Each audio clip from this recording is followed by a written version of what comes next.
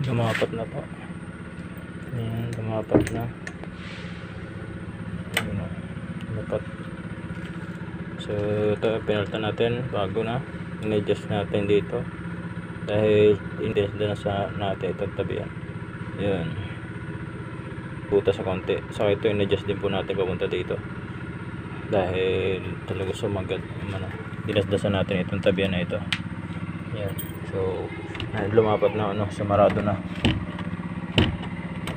Ayan. Dati hindi nakaganto at hindi nga hindi nga lumapat ito. Nakatuko nandito lang sa tabihan na ito yung gilid niya.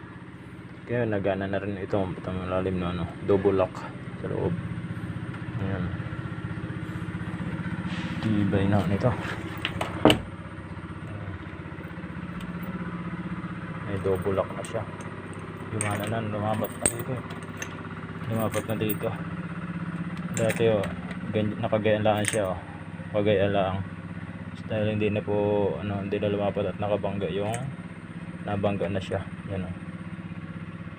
So dahil sa paggalaw na rin po siguro medyo nawala na sa eskwela. So pag tagal ng panahon ay bumibitak ang lupa nagagalaw pag nalindol. May mga bitak-bitak. Ayan. Kahoy lang po kailangan ba nito? Kahoy. Ayan. Yan, may bitak kawang. Ayan, ito. Ayan.